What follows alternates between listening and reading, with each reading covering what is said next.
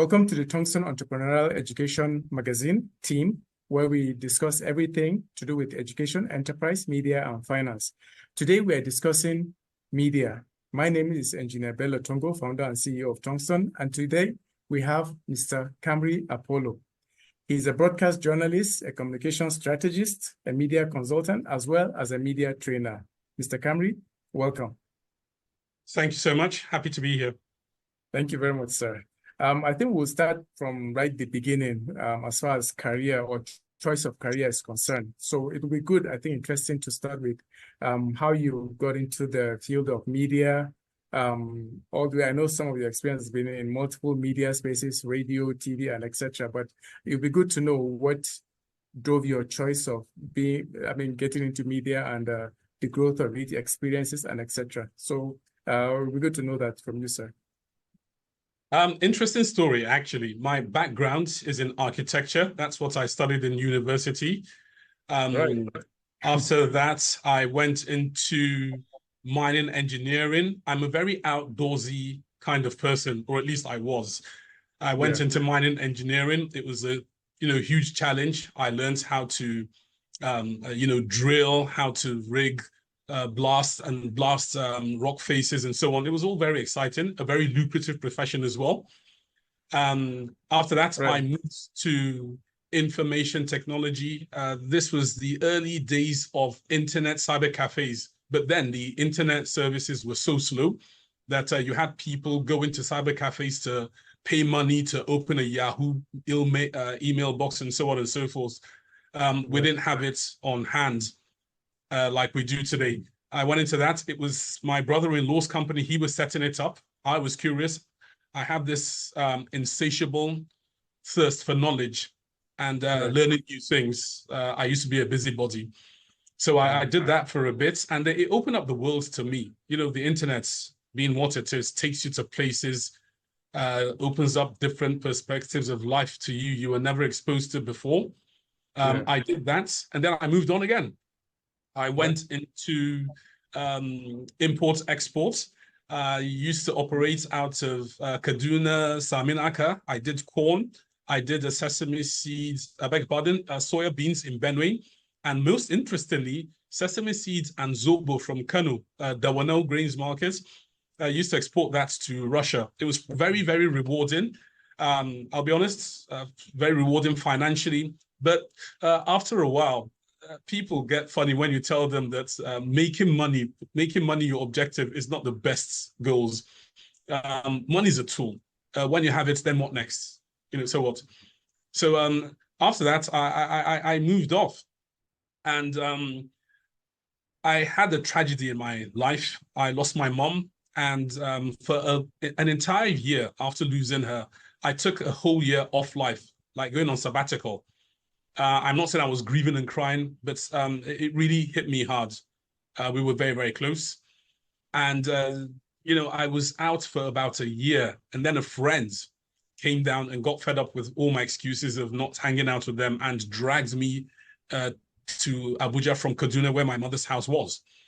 And one afternoon, we were having a conversation, and another friend met us there and said, hey, a media house is about to open up. It's a brand new radio station. I think you should go and audition for it because you're always opinionated, always asking questions. And I think it's the perfect thing for you to do right now to get you off this rhythm of depression you were in. And under their pressure, I went and I auditioned. And the following day, I got a call from the managing director, and the rest is history. I went for an interview at his behest. It was a very strange interview, I should say, because I spent the entire 20 or 30 minutes, I believe it was. I spent the entire time convincing them why I'm not the person they think they are looking for, because I had no media experience whatsoever. It was a strange interview because people tried to convince the interview panel why they are best suited for their job. With me, it was the flip case. And I had a deal with them. I made a deal with the interview board, which included the managing director. And that was that I would come in, subject myself to their onboarding orientation. It was a brand new station, radio station. And if I didn't like it, then I could leave. Then they asked me to name my price. I forget what I said. I think I said something something silly anyway, about 300,000, because I was thinking, all right, 10,000 naira a day just to take me there and back, and I'll be all right, then I'll leave. And he said, done. And a few months after orientation, I was hooked. The reason is this. One of the excuses I gave them during my interview was, look at my CV. I've worked in different fields. I am not stable. I'm not consistent. I don't consider myself to be a good candidate for somebody who is starting up a business where you want consistency, people to remain and help you build. But as it turns out, what I found in journalism, I'm not saying that's what I was looking for with all these other jobs. I was just looking for challenges. What I found with media, first of all, before journalism, I'll explain later. What I found with media is presented me with a different challenge, a different perspective every single day. It fed my thirst for insatiable knowledge. I need to read, I need to understand, I need to decipher, I need to figure out what's going on, why is it happening? Is there a better way to get it done? These are the things that are constantly running around my head. So I found that in media. And at their suggestion, I decided to go and properly study journalism so I could get properly, taught how to do this passion that I just recently found myself in. The rest is history. Today, I've served in different capacities. I rose through the ranks in that organization. I've done a bit of TV, local and national. I did a couple of foreign documentaries during COVID to talk about how, Nigeria was reacting to it. So this is my story so far. And in media, my regret is I didn't find it when I was in my 20s, early 20s, because to me, it's a very fulfilling profession. What I do is not about me. It's about how can I improve my street? How do I help them solve a problem? How can we improve our lives? So it's not about you, it's about people. And I find that very fulfilling. Yeah, this is very much, I don't know, there's so many key points here and nuggets that I want to really pull at. And as you know, also my background wasn't originally in education or even what I'm doing now. It was in something similar to what you originally studied, which is civil engineering. And then I did that for some few years, and as luck will have it, or as life will have it, for me, it wasn't fulfilling as far as contributing to society. And eventually when I went to education, the same thing that you are saying now is what I find, which is that it's more fulfilling and it's just beyond what financially I'm benefiting, but it's about informing, educating, and making people, the audience, better, And I think this is also something that is very key in media and journalism, although you would differentiate the two. I think you explain the difference between the two, but just enlighten the public is something that I think one would, just like you, would feel so fulfilled with, because lack of information and misinformation, etc., is something that causes harm to society. So if you are better informing society, helping them to make better decisions, then the more you are really doing something. Would you say that is the other aspect of the benefit that you see in terms of the enlightenment that comes to the public and etc.? Absolutely, Bello. I think you've captured it perfectly. First of all, my character as a person, and this is why this profession is appealing to me, because it appeals to my core character and who I really am. Let me put it this way. I was raised in a house and a family where, by a single mother, by the way, I lost my father when I was 14. So my mother, raised all of us, 5 kids, 4 boys, 1 girl. I don't know how she did it, but she kept us in school. She kept us out of trouble. So I was raised in a house where my mother would wake up in the morning and, bend down, kneel down to greet the May Guard. That's the person, security man at our gates, simply because he was older than her. This is something she employs, pays money. So having respect for another person is very important to me. Social injustice is something I really go after. We're all equal in the eyes of God. Some people are more fortunate because they have more zeros in their bank accounts, but that is not an excuse to disregard them, to treat them shabbily. These are the things that really rattle my cage. So my journalism is actually development journalism that is underlined by social justice. That's what really drives me. And I believe a lot of people get the wrong end of the deal here in Nigeria simply because they lack knowledge. let me give you an example. If some Nigerians today came across a scene where a policeman slaps a young man, I bet you more people in the crowd will ask the question, what did the young man do?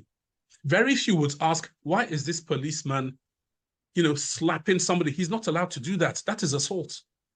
Yeah.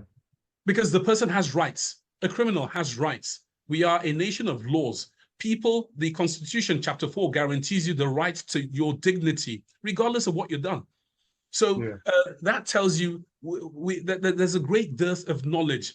I believe a better informed society makes better decisions.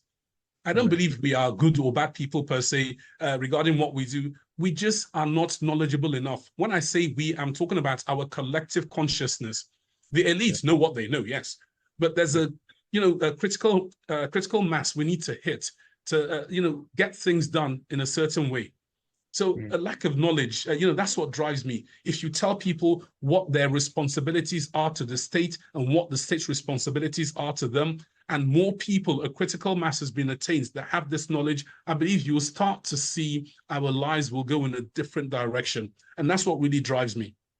Oh, yeah, that makes so much sense. And I think I want to, so that I don't forget this key point regarding media versus journalism or the relationship between the two. And maybe let me add another question to that is that right now, as you see in the social media space, there are people that just start their own channels and things like that. They almost are becoming journalists. I don't know if it's the right word for it. And they almost don't require the need. They don't have the need to go to university and study journalism and etc. or get the union licensing and etc. But I wonder what exactly, if you can help clarify to us in terms of media versus journalism, and then the need for professional licensing or degree or etc. Regarding the two. Okay, now a media is everything. There's a print media, that's a magazine. You can have a photographer as a media practitioner. A television, people who have television stations, they even play, let's just say, only cartoons. They are in the media business. Nollywood is part of the media business as well. It's all media. That's what it is.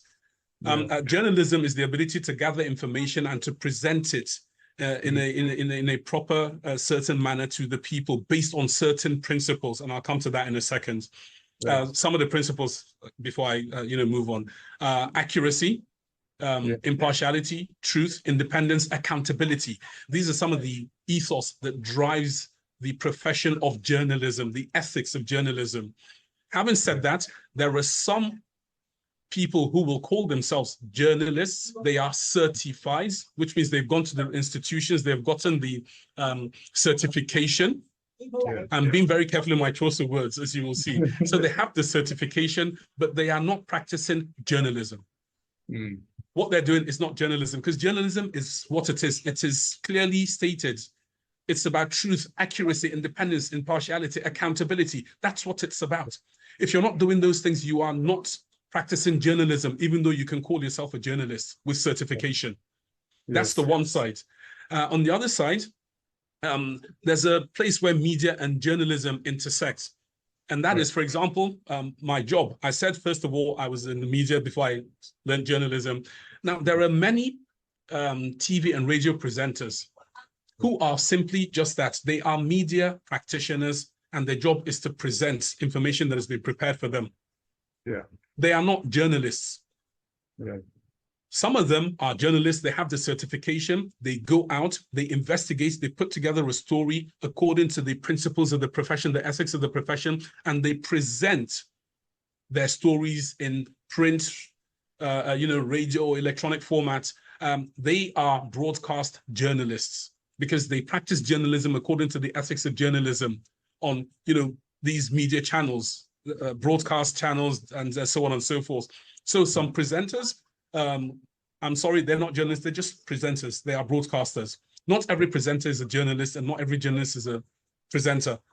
And having said that, I just attended the 18th Wale Soyinka Investigative Journalism Conference in Abuja. It was about 3 days long. And one of the conversations that came up is that we need to see more journalists getting into the media space and presenting shows and driving conversation, because they practice the profession according to the ethics of the profession, and we need that a lot more. This is the reason why you could tune to a radio channel, and sometimes what you hear is heart-wrenching because the person presenting the information is not knowledgeable enough. They've not done their research. They don't know what is truth or fact. People will come on their platforms and try to sell misinformation, and because they are not knowledgeable, they allow it to fly. So there's a real dearth of journalists as broadcasters. We need more. We need more. So that is the main difference between media and journalism. Media is everything in that space, but not everybody's a journalist. And like I've told you, Bello, not every journalist practices journalism according to the ethics of journalism. Right. So based on what you're saying, I see three things now. There are media practitioners, there are journalists, and there are broadcast journalists, or at least journalists that are doing the right. Yes, exactly. Yes, yeah. That's and, it. And I think at the moment, would you say though that it's still a sort of, like, if I can say, a viable profession to go into? I mean, when you are speaking to people or young people, basically youths that are going into the universities and etc. Is this something that they can definitely pick up and say, yeah, indeed, I'm willing to go and spend the 4 years or 3 years or whatever it is to become a professional journalist? Absolutely. It is imperative. It's important they understand that.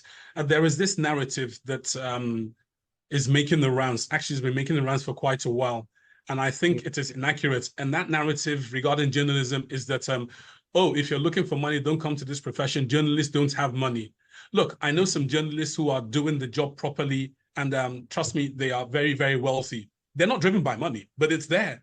They get the financial benefits, but the financial benefits are not the reason they practice the profession. They do it so well that you know what they say about money. If you find a problem and come up with a solution, the money will follow you. You don't have to look for it. It's the same thing with journalism. Exactly. One of the people that trains me, she's a good friend today. Her name is Deborah Pata. She's a South African journalist, radio, TV journalist in South Africa. She also reports for CBS News. In fact, she just recently returned from Gaza to report on the situation there in the Middle East. For example, people like that, their insurance is through the roof. She's got life insurance, what she gets, what she makes. But if you see her, you can't tell. She's a millionaire, and I'm talking in dollars, but the money doesn't drive her. So all that money is probably going to be enjoyed by grandkids, children, and so on and so forth, not her. So please disabuse your mind that there's no money in journalism. There is, you do it well. There are organizations that offer grants to make sure you are comfortable enough to do this great public service that is necessary, which is what journalism is. Societies, we need journalists. I would advise, young people, please get into it. If you are interested in making a change, bringing about change in your community, in your country, in your school, on your street even, if you are driven by that, then this is the profession for you. Go out, find out what's going on. What can we do about it? Teach people how to organize. Teach people how to properly document and follow through their problems. For example, if many things go wrong in Nigeria today, people look to the president. Oh, this Tinubu self. There are so many layers of governance between you and the presidents that are meant to cater to your needs. If there's a pothole on your street, there's a counselor. There's a counselor's door you should go and knock on. As a journalist, you need to also educate. That's part of the responsibilities of journalism. To educate. You're there to educate people, to inform them, to entertain them, and most importantly, this one I'm mostly driven by Bello, is we are also required to set agendas. That's one important role of journalism in Nigeria. So it's not just about reporting the facts as they are, holding government to account on behalf of the people. It's beyond that. It's about setting agenda, which is driving the conversations you feel will advance society. Sometimes you look at the news, it's depressing when you see a headline on one senator jumping out of a vehicle or this, that, the other. Look, you can relegate that to page 30 on your newspaper. What's important is what impacts on the lives of the people. Yeah. you know, their health, their schooling, their security, their ability to realize their full potential in a society that promises to treat them just. You Yes. know, these are the important conversations. Yeah. And I think this the intention to going into that field of journalism and media, or journalism in particular, as you said, is very important. Is something that also I find, even I myself find, I find times where I'm criticizing newspapers and other media platforms, actually, because I feel some of them go into it or they practice it with the wrong intentions. Especially, I know you are aware of this, that sometimes selling of headlines comes before the actual substance, or before the ethics of what they are planning to report. So I wonder if it's something that you also, whether now or in the past, you found yourself battling with that dilemma. You need to sell headlines, sell newspapers, sell your news, and etc. But at the same time, you need to be as truthful as possible. So is that something that you've experienced or you've seen others struggling with? And if so, how does one really overcome that, Because, as you know, bad news sells, or uh, controversy sells, So what's your experience in that sense? And also, really, how does one balance the two sides? Very good question. Because first of all, a newsroom is a business. People draw a salary. It's not a charitable organization, which means it needs to be able to generate revenue. How do we generate revenue? How do we keep the business going? How do we keep business going while maintaining our, ethics and so on and so forth, preserving our integrity? Very important question. I was at a senior editors conference here in Lagos not too long ago, and this headlining issue came up. There was a recent headline which said Gawan is dead. Very recent, over the last few weeks. And, it took a lot of people by storm. The person who died, their name was Gawan, but it wasn't the former head of state. Right. So that headline was basically intended to generate a lot of interest because Yakubu Gawan is a popular person.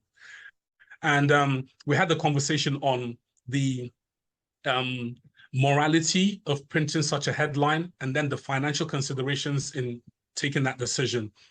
For me, it's never been a battle. I will always lean towards the ethical aspects of the profession because I'm fortunate enough to currently work in an organization where the founder set it up not as a profit-making machine, but as a public service machine, first and foremost. That's the main reason. So for me, it wasn't a battle. The question was, would you publish that headline because, people will buy more papers?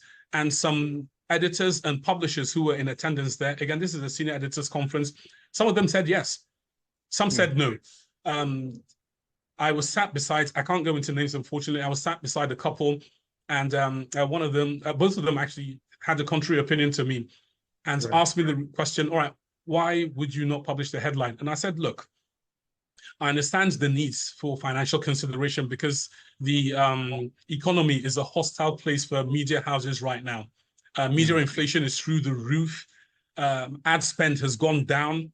The state of the economy, disposable income in the hands of the consumer is greatly reduced. So it's a hostile place for media organizations right now trying to break even. But I said I wouldn't risk my integrity on a headline that could possibly generate maybe twice your circulation today, because tomorrow you've got to come up with another headline for a different story. I said I wouldn't risk today's profits for the rest of the life of my business. It simply doesn't make any sense. Plus, there's the moral aspect of misleading people, because we know what we're doing when we put headlines like this. We know people will think it is Yakubu Gawan. We know it is misleading. So it doesn't matter whether you write the full report within, many people will read a headline and that's it, they move on to the next. So there's that moral consideration. So for me, it doesn't matter. I haven't found myself in that situation at all. But again, the business aspects, you are very correct. How does a media house, all right, stick to the ethics of the profession, preserve its integrity, and be a profitable business? It's about getting multiple streams of income, Bello. That's where it lies. we need to find Right. other ways of raising revenue. I use my organization as an example. We are a radio station, but we are more than that because we are multi-platform. So while we're radio, we have a presence on other platforms. By being present on these other platforms, we get revenue. YouTube, for example, they give you revenues back, and some of these Twitters and so on and so forth. So there are all these other platforms that could be revenue generating extensions of your business. I don't consider them to be different. I consider them to simply be extensions. So what that means is I'm now compelled to create content that is not strictly for one platform. The content I'm creating, for example, I've just reshaped content here. Our programs, take, for example, our breakfast program. It's on YouTube now. And it's not just that it's on YouTube. It's an interesting program to watch because the way we have changed it is such that it will make for appealing viewing as well as appealing listening, because listening is our prime constituency, being radio. But because we are compelled to diversify our revenue streams while still sticking to what we know how to do, we can alter the content without changing the core of who we are. We're still having the same conversations, but now we will do it being conscious that it's being televised as well. There are cameras now. So we're able to these other platforms. So the key is you can still do what you do, but you need to diversify, look for other streams of income. There are also services you could offer. Don't forget, we are information managers. So you could come up to me, for example, and say, Kamri, I'd like to commission you to get a read. I want to do ABC. How do you think it will be received in this area? I'm an information manager. I know what to do. I can go and carry surveys. I know who to ask, who to talk to, because everybody is our constituents as media practitioners. We speak to everyone. So this is a service as well that could be offers that could generate revenue. So the whole aim is you can keep your integrity and diversify your multiple streams.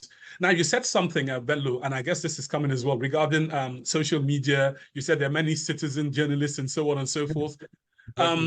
I didn't respond to something critical you raised, and that is, shouldn't they be certified, or should they be certified before they are able to practice this? I think anyone can be a journalist as long as you stick to the principles.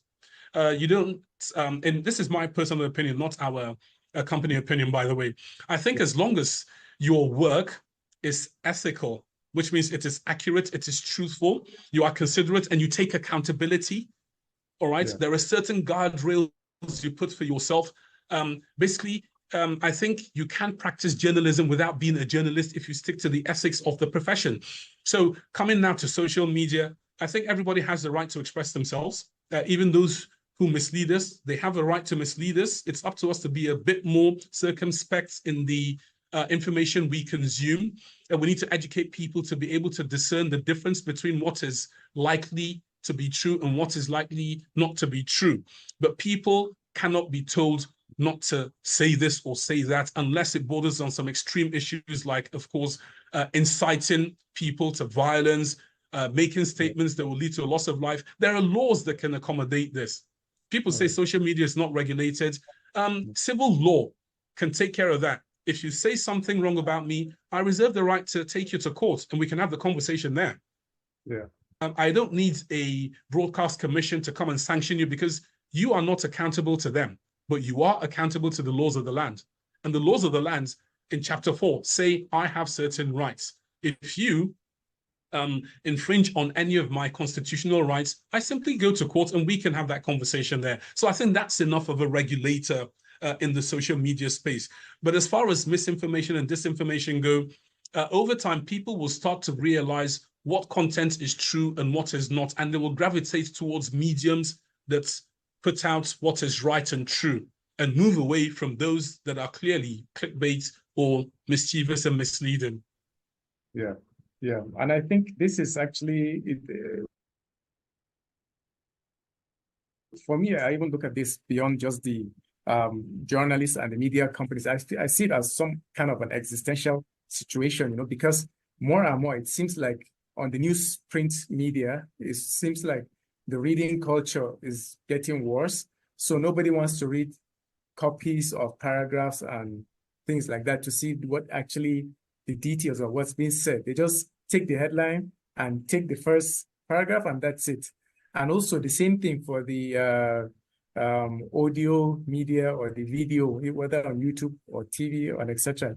People just want to see, oh, headline, Gawon dies, as you said, or they look at the title on YouTube, but they don't have the time to go through not just what's been presented, but also verify from other platforms to be like, is this really true? Did this really happen? So it's like and as I said, this is also getting worse and worse, and then you also have that other side of okay, the law, as you mentioned, how does the law handle this in terms of free speech? But at the same time, the free speech shouldn't cause harm to society, and it shouldn't also cause damage to character individuals. assassination and etc. So it's very, I don't know. It's something that for me is getting worse and worse, and it's like, where does the solution come? Is it regulation? And when you say you want to do regulation, certain groups will come out and say, oh, but you're infringing on my right to express myself.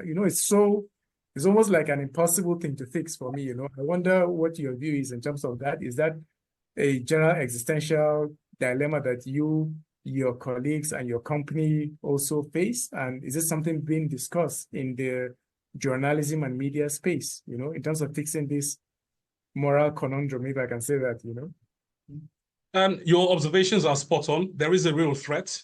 It is real. It is growing. And yes, we are having these conversations. I just talked about the conference we just attended. Fortunately, at that conference, there was probably maybe 250, 300 years worth of media experience under one roof. So it was a rare privilege indeed.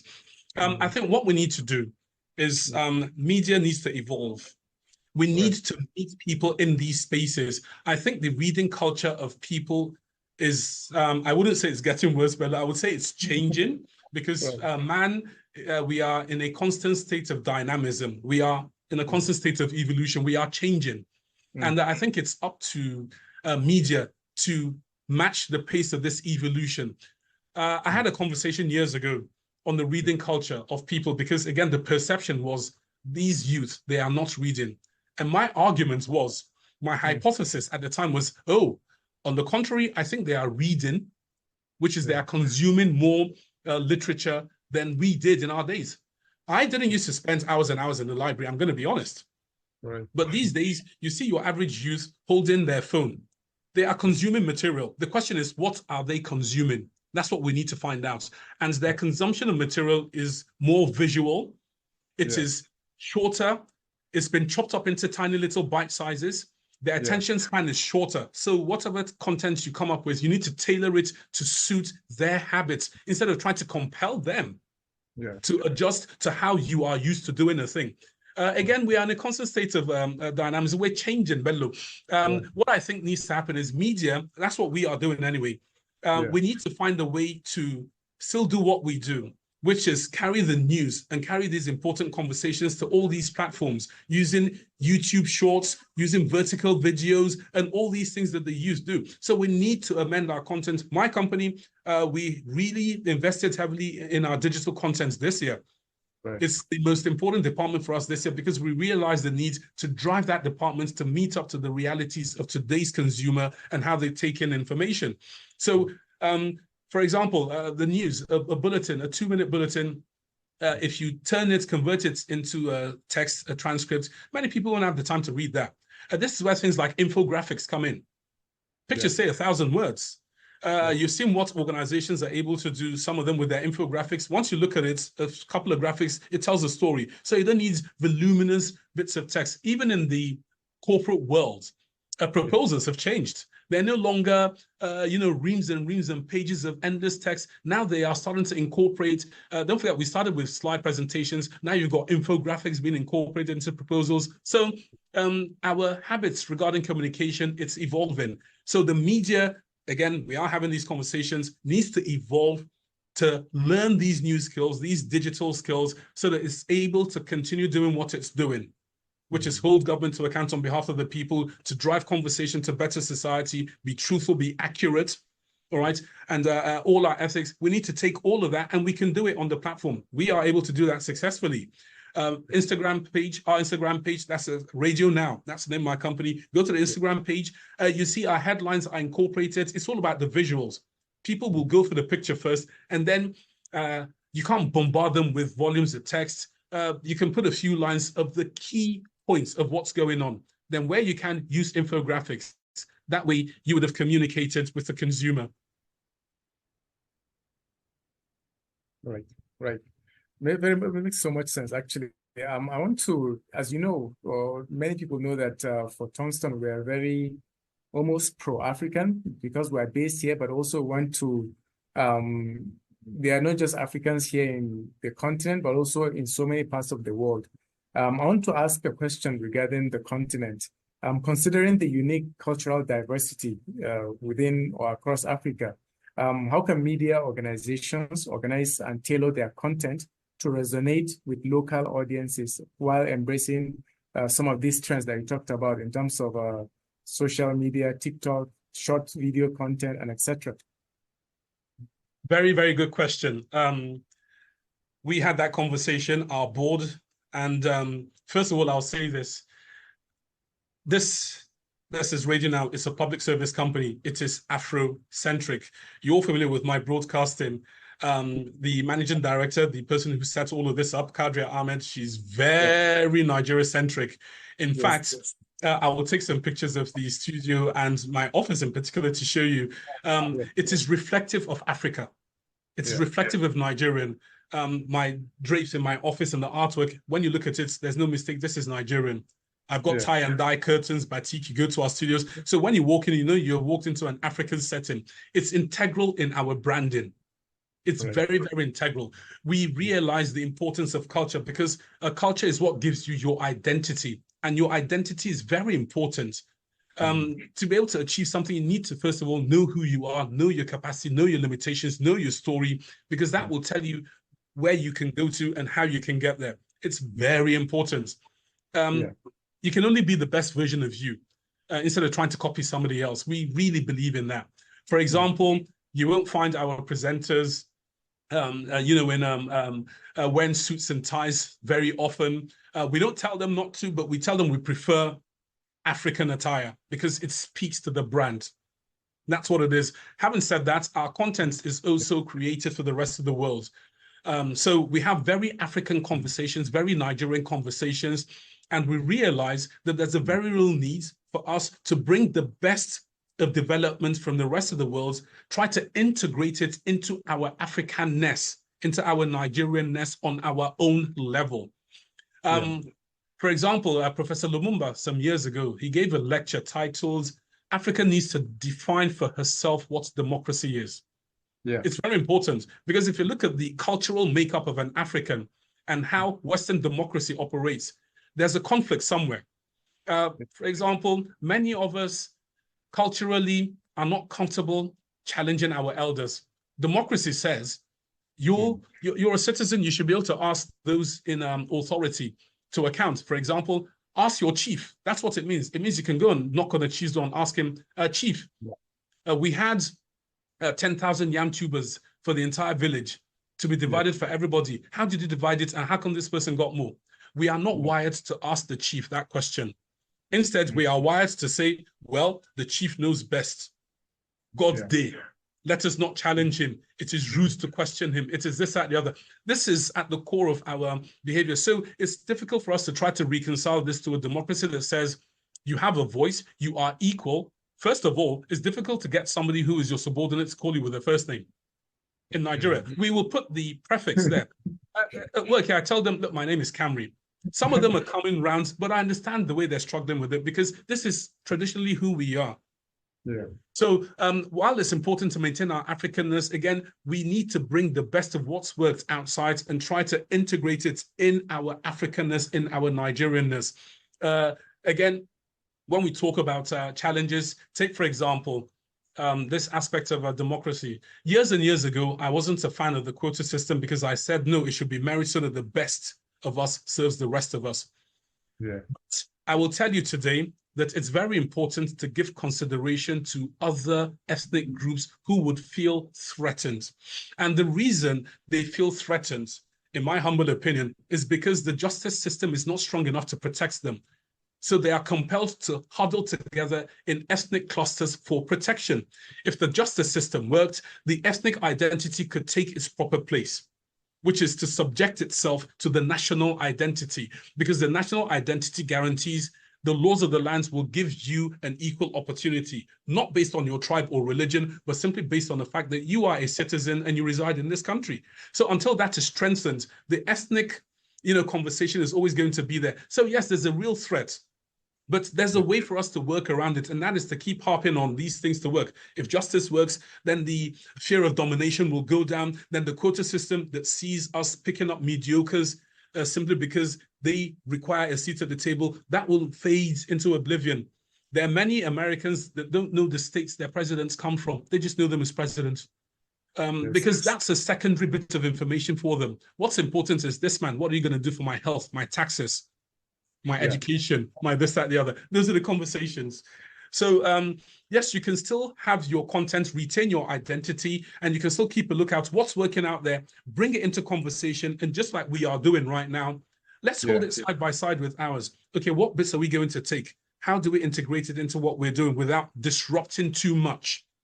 Because if the disruption goes beyond a certain point, it creates uncertainty and fear. Fear now creates reluctance, because man by nature is averse to change. So we don't want to trigger that. So you can have these conversations. Take, for example, if you had a radio station in Gombe, all right?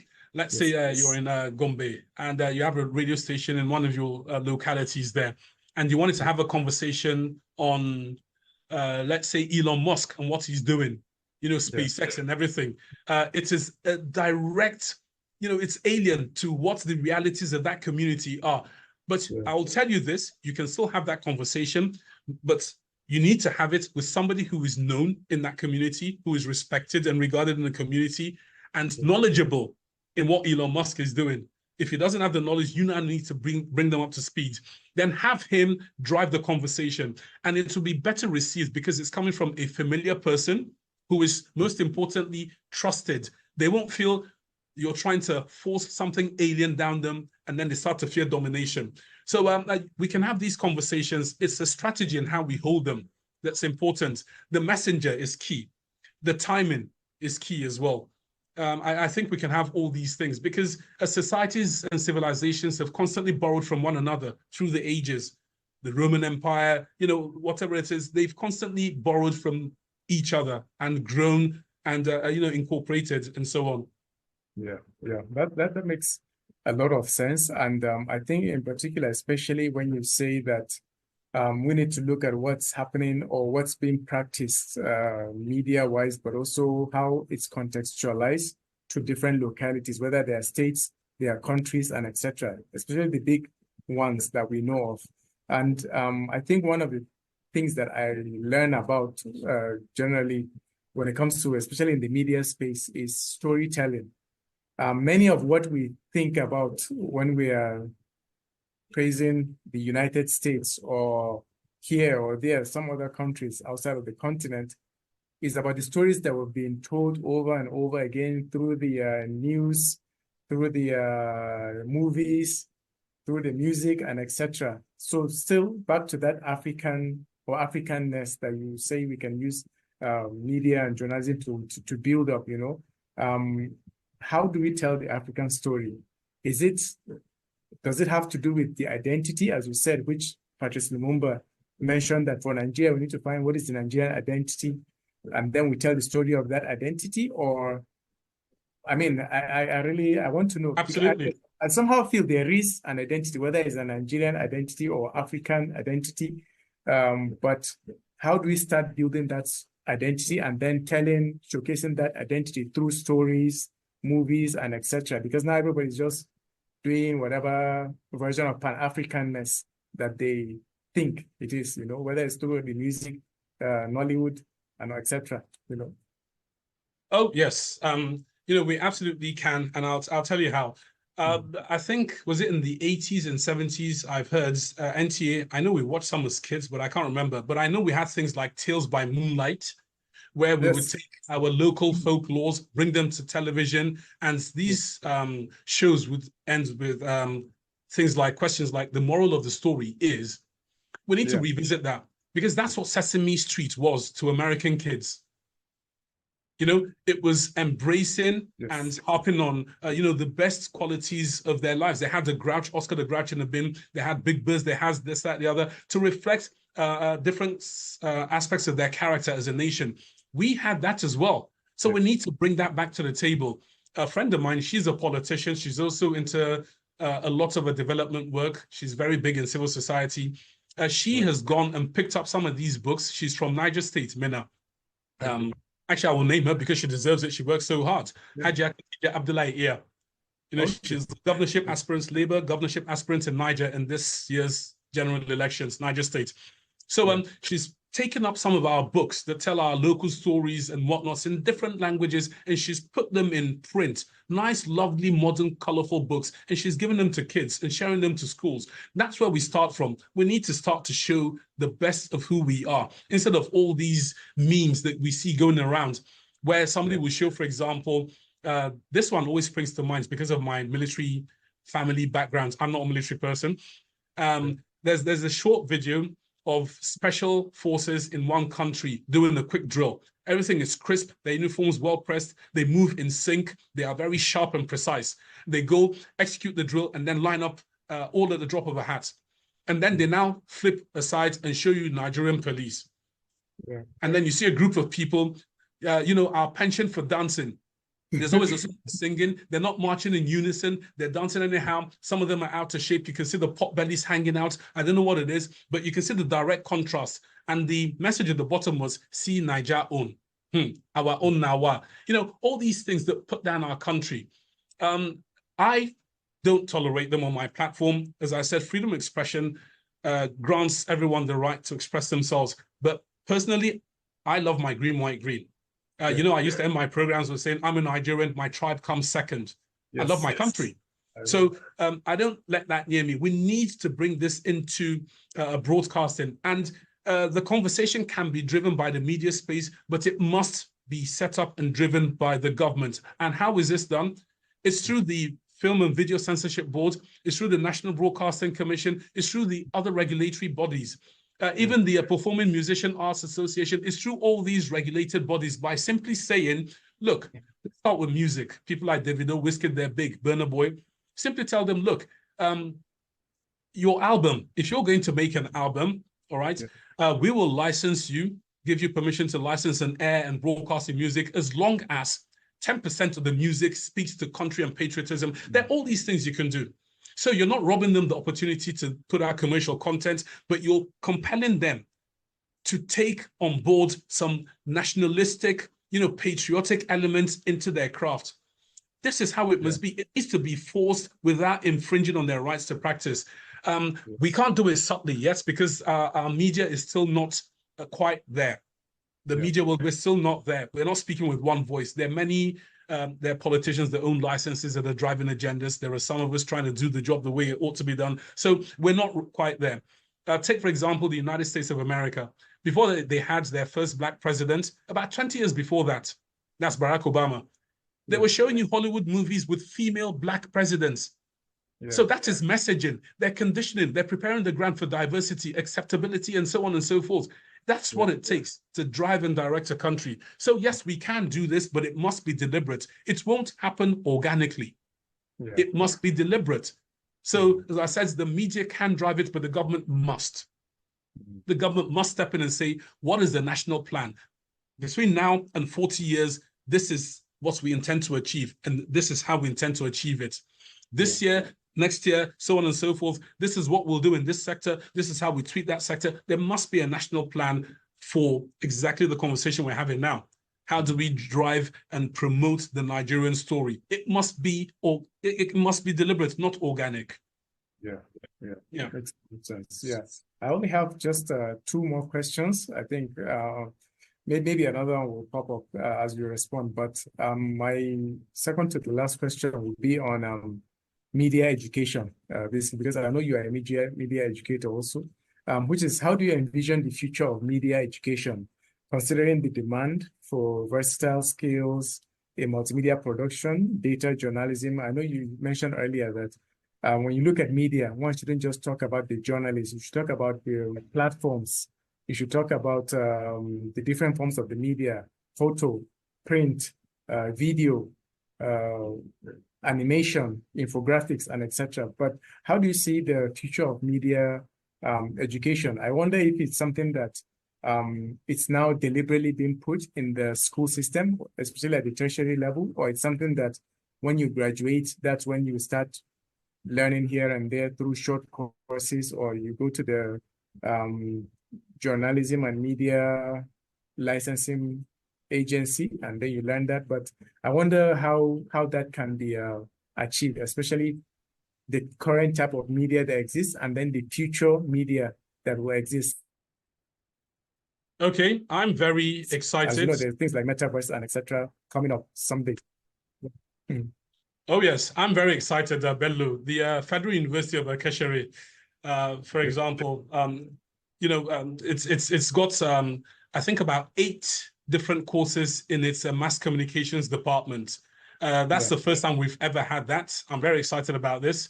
Professor Umar Pate was at the conference, had a quick conversation about that. So I'm very excited about the future of media education, because now it's been opened up to accommodate for digital media and new media, and it's been taught at that university right now. That's a university at Kashere. Yes. So I think the future is very bright regarding media education. It is definitely going to catch up and meet up to the times. And I just want to say this because I know a lot of young people will get to watch these videos. Yeah. These ideas were brought about by somebody who's old enough to be my father. So they shouldn't just think the old people have no ideas, they're outdated. These old men sat down and looked and said, look, the future is here. We need to, drive this conversation now. It's already happening informally, but there's a need for it to be taught formally in mass communications department. So mass communication, there's media entrepreneurship being taught now as a course.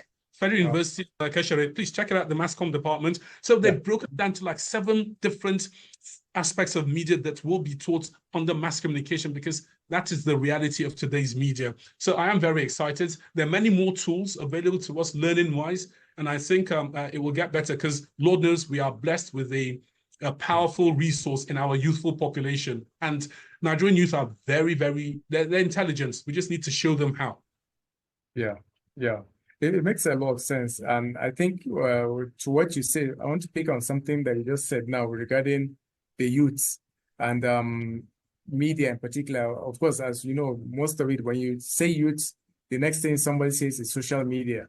And the social media is now the new media. As I said, in the future, is heading to other things like metaverse and etc. But for the youth, is it still possible for one to build a media career or media business, social media type of business, even while they are at the university, like the ones that you said in Kashere? Or do they have to still wait till they graduate? I mean, because sometimes it looks like it's easy as picking up your smartphone and just starting, But how do they start? Basically, if you were talking to any of those youths that are studying mass communication or journalism, media, etc., in other universities, or even in that Kashere University? Well, what they need is information. The first place to start from is, what are you passionate about? They need to ask themselves that question. What am I passionate about? Yeah. Once you've answered that question, the next question is, what can you do about it? I'm harping on passion for a deliberate reason. Yeah. The media world can be very challenging. It takes a while, just like social media, for example, a Twitter page now called X. Once you get on, it takes a while for you to build momentum. And when you get to a certain level, if you stay off, it drops. So it can be a bit frustrating. So they need to first of all ask, what am I passionate about? What can I do about it? Then the next question is, how do I go about making this thing happen? Now, the how to, you could go online, study, read, and, get as much. Look, the world's now, there's so much information out there, instructional videos, so much literature by people who have done it and are still doing it. But they must be strategic. They must be deliberate. They can't just wake up and think to themselves for 1 minute that, look, I want to start a social media thing and become famous and rich. I'm sorry, you're going to suffer if that is what is driving you. It doesn't exactly work like that. As we said earlier in the interview, money follows ideas. That's how it works. If you find a problem, come up with a solution to the problem, or provide the service that people need, trust me, you don't have to think of the money, apart from how to count it. It will just keep rolling in. So if what drives them is, I want to be famous, there's no, I mean, you need a message, you need a strategy. A strategy means being deliberate. You can't just sit down and wish yourself to be famous or wish yourself to be liked, or I will buy 60,000 followers on this platform, and so on and so forth. I'm sorry, that's not how it works. So it's passion that will give you that success, because many of them, sadly enough, they have this abridged version of success to life. Many of them are not ready to even entertain a process that leads to success. What they understand is, I am conscious, I have wishes and desires, I want that, there's no reason why I can't have it. So they're not ready to listen to the process. And unfortunately, the rest of us that have been standing in line, waiting to get to whatever point we think is out there, we're not idiots. We know what we're doing. Life has a certain process. The shortest cut to that success that drives many of them is what I've said. If you provide the solution to a social problem, the money will follow you. Literally, you can't hide from the money. If you provide the solution to a social problem, find something that needs fixing and fix it, and then the money will roll in. That's the rule of life. Short of that, it's either a rich relative will die and give you an inheritance, or you win the lottery. No shortcuts. So they need to be deliberate and find what drives them, what their passion is. Passion is important because, again, as I said, it will sustain you. You will need that sustenance, because there will be times it's going to be frustrating. There are times you'll not want to get out of bed. It's your passion that will lift you up and take you to do what you need to do. That's how it works. And final question now. And this wasn't part of my plan, but this just bumped into my mind a bit. This year, we're heading towards the end of 2023 now, in about 3 weeks. But as you know, a lot of this year has generally been about artificial intelligence. How have your company, or you as a media and journalism professional, been using artificial intelligence, and what is it? I mean, what has that experience been, the whole AI revolution happening in 2023, and how it's been affecting your profession as a media and journalist, but also as a media brand and company that you have and you work with? AI is a very, very useful tool. Our policy is to, first of all, acknowledge that, number one, it is here to stay, and to embrace it and find out how to exist within the AI realm while we preserve our core being, our core identity. Sadly, some journalists have taken the lazy route on writing papers through AIs and chatbots and so on. Editors like myself, because I'm news editor as well, I will spot it a mile away. I can spot it. You can spot writing that is driven by someone who's gone out and seen and felt. Their emotion is there rather than an academic presentation. So is it a real threat to writing news reports and features and so on? Oh, yes, it is. Yes, it is. Just like anything else, you will get a vast range of quality. But the market is large. Some people might not be able to tell the difference, but some will. And the quality will speak for itself. It is not a substitute for somebody going out to gather a report and write. It is not. I used it last for transcription, for example. Okay, so I had a board meeting and everything, so the audio needed to be transcribed. That's AI. I put it through, it transcribes it for me, then I have to go through the entire 1 hour meeting so you can understand. That's how long the audio was. So the transcription was pages and pages. So I had to sit to make sure the pronunciations of certain names were right and whatnot. So that is me embracing AI. But I'm not going to use AI to write a report. If you ask me, for example, Kamri, the state of insecurity in the Northwest, what are the driving factors and what's the way forward? I'm not going to go to a chatbot and enter the question and then give you that as my report. No, my integrity is at stake here. So it means I would do it the old-fashioned way. Human beings are involved. I would speak to, I would meet, I would press the flesh and so on and so forth. That's the report. So Yeah. yes, AI is a potential threat. There are some lazy journalists who are trying to get the better of their editors. Yeah. Thankfully, so far, the editors have been on top of their game. That's the important thing. Okay. Yeah, it's Yeah. actually been everything about AI as far as I'm concerned this year. So that's why I was just curious how it affected your own business and industry and career. So as we're ending the year, we're ending this interview also.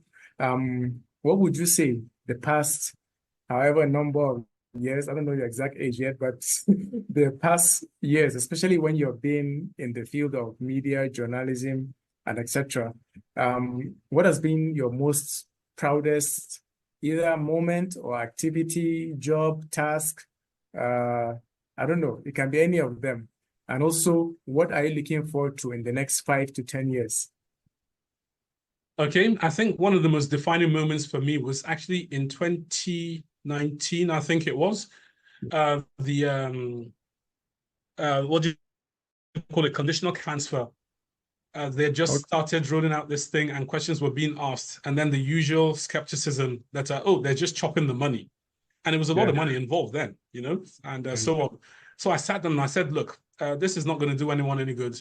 I need to just go out there, knock on doors, and ask people who are purported to have received these monies. So I Yeah. got in touch with a friend. He's another very good investigative journalist, Peter Nkanga, the first winner, incidentally, of the Khashoggi Awards, Prize for Journalism and Bravery, for the work he did. The Yes. award is named after these murdered Saudi Arabian journalist who was killed. I think it was in Turkey. So it was named after him. Peter was the first one to ever win it globally. So we Okay. got together and we spent a couple of months driving to the hinterlands in Abuja. I went to the National Social Safety Net Coordinating Office. That's the NASCO office. They coordinate all the social safety net programs and whatnot. And I told them, I said, look, your office, you guys, you say you're giving people a lot of money. I'm a journalist. I want to go and verify. And that means you need to tell me who you're giving the money to. Then I'm going to go and ask them. That's how this thing works. Yeah. They kicked back at first and said, oh, privileged information, people, identity, privacy, and this, that, the other. I said, all right, not a problem. I could write to you under FOI and I will do that dance, but eventually I will have my way because I won't stop. Or you can show me right now that you have nothing to hide by simply giving this journalist who has told you his intentions what he wants. I want to verify and I will come back. Obviously, I will report, give you my report as well, because that's what my job says. So they capitulated, gave me the register, and I said, I want to start from the poorest based on their methods. I want to start from the poorest ward in the FCT, since I didn't have the resources to go to the four corners of Nigeria. And I went to the poorest ward, Yangoji, which is in Kwale local government area, because the program says it is intended to benefit the most vulnerable people in society, not poor as we use erroneously. It's the most vulnerable. Yeah. And they gave me their selection methods, how to decide. So I just went to verify, me and Peter. And we went through the whole verification thing, knocking on doors, as I said, about 2 months, literally knocking on doors, crossing streams, going into the bush, meeting people, having conversations.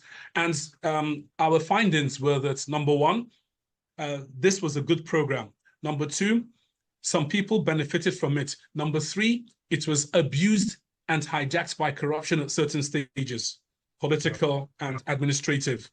Yeah. Those were our findings. And I reported back to them and I said, look, this is what we found. And these are my suggestions. You are the center, FCT. How it works is that the states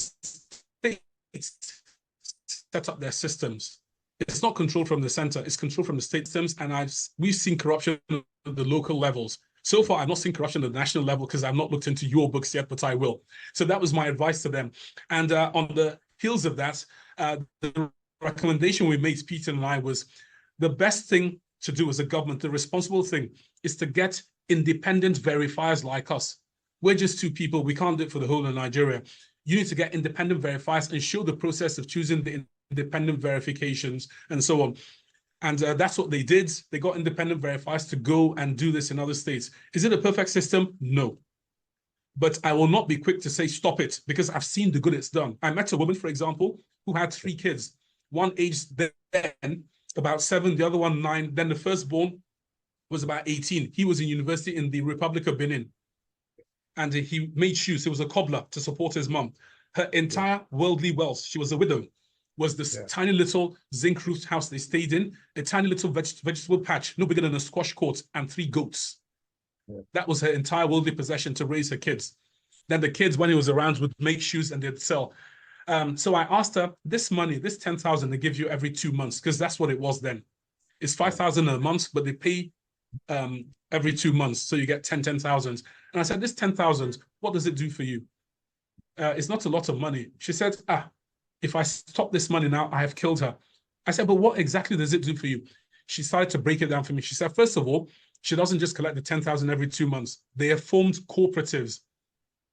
So they form cooperatives and they give each other bulk. So this month, this certain group gets a bulk and they use it to attend to their needs, and it helps them medication, books, tiny little fees for school, transport here and there, kerosene, which is expensive, and so on and so forth. So it means a lot to them. So when I hear people in the city saying, what can 5,000 Naira do for you, Seth? It's because you have not been confronted with real poverty. As I said, these people is not just poor, they are vulnerable. Another house had a young 23-year-old. She had 4 kids. She's 23. Wow. She had 4 kids, yes, 4 kids of her own. And then her 2 other siblings had died with 6 kids, and they were all on her head. What is she going to do? So if you tell her this 5,000 Naira a month, I don't want to give her anymore, you've killed her. So as I said, it's very important. So I felt very fulfilled because the work we did was very important. And I'm happy the government took a listening ear to one of our recommendations, which is you need independent verifiers because we already don't trust you as Nigerian citizens. There's a great distrust between us. You need to help the system by doing the right thing. Get people who are independent to go and check your work. This is the best way it will work. So that was my, highlights over the last few years. And where do I see myself 5 years from now? New projects, new tasks, new work. New lots and lots of projects. Our sister company, Daria Media, does a lot of development work through documentaries and so on and so forth. I see a lot more of that being done now that I've joined her in her organization because our vision for the country is aligned. That was the most important thing. I never considered working in Lagos. I've had numerous offers over the years, massive mouth-watering, enticing ones, but it wasn't for me. So the fact that I've relocated here is simply because I align with her philosophy and her aim, because it's a public service. It gives me, I sleep well at night, Bello, knowing I've done something that means something to even one Nigerian, but not myself. It's not about me. Do I have problems? Yes, I do. But therapy, for me to cope with my problems, is helping somebody else with theirs. That works very well for me. I sleep well and I say, thank you, God. This is another little bit of goodwill and blessing I'm putting in my piggy bank because I know I'll need it tomorrow. We're human beings. We need a bit of luck every now and then. If I help somebody, I know you'll send somebody to help me tomorrow. That's my philosophy. So the next few years, I see us doing a lot more development work, a lot more impactful documentaries that will mean a lot to a lot of people. We are expanding our borders beyond the shores of Nigeria, and then the tools available to us, which I can't get into now, we're expanding that as well. Our platforms, we are aggressively pursuing a specific platform that will put us in touch with many more Nigerians, because that's the goal. Yes. Yes. I always say it's only by helping others become better versions of themselves that you become a better version of yourself, actually. So I think philosophically we align very much. And this, I think, is a very good point where I know I've overshot the time on this interview, but it's because of how much resource and information and knowledge that you've been sharing with us. Thank you very much. Mr. Kamri. Mr. Kamri is a broadcast journalist again. He's a communication strategist, media consultant, and a media trainer. Kamri, where is the best place to know more about you and the work you do, your company, and etc.? Basically, I always refer people to LinkedIn, but it can be LinkedIn and the others. You're quite right. LinkedIn, Kamri Apollo, KAMRI-APOLLO, and my social media handles, Kamri Apollo as well on Facebook. On Instagram, it's Kamri_Apollo for all my social media. Yeah. Yeah. And any website for your company that can be... Our website is Yeah. thisisradionow.com. That's the company I work with. Okay. Thisradionow.com. Okay. Okay. This is radionow.com. Okay. Thank you very Yes. much. It's been very informative, educative, enlightening, and all of that good stuff. So thank you very much, sir. And It's been an absolute pleasure. thank you. This has been our interview on media with Kamri Apollo, showing us all the insights and enlightening us more. I've learned a lot, and I think the audience too has learned so much more. And we look forward to next time we see you again and following everything that you do. We'll be following your social media platforms and all those good stuff that you said you will do in the next 5 years, 10 years, and etc.